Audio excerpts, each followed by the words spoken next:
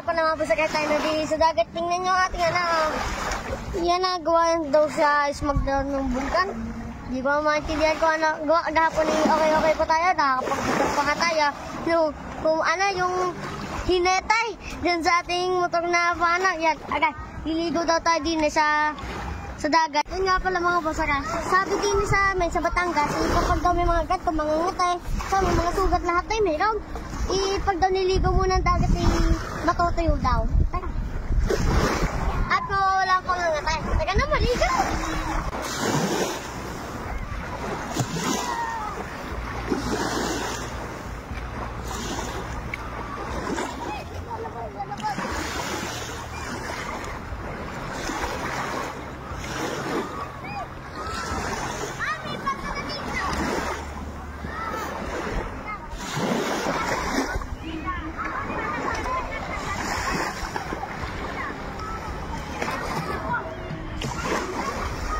Yan agad, tingnan yung mata natin pula.